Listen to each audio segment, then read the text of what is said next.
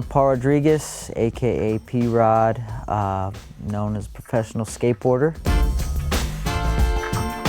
I was always a really big dreamer, so every time I got into a hobby, I went into that hobby as if this is gonna be my life. I was doing martial arts.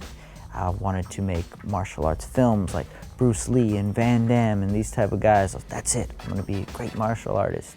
And then as I phased out and I started playing baseball, that's it, I want to be a great pitcher like Nolan Ryan. So I just kept shifting hobbies, and eventually I ran into skateboarding. From the very beginning, before I even showed actual signs of being good, mentally I was already like, this is what I'm gonna do, it's gonna happen, So I always maybe naively believed it, but probably after about a year is when it started saying oh, I think maybe the knack is really, it's really showing, The big thing to me was I didn't have to wait on anybody.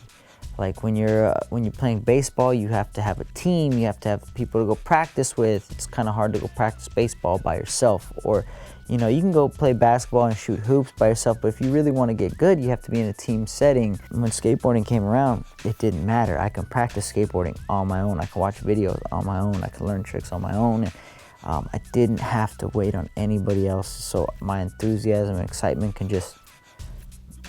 I could just let it go to the fullest capacity.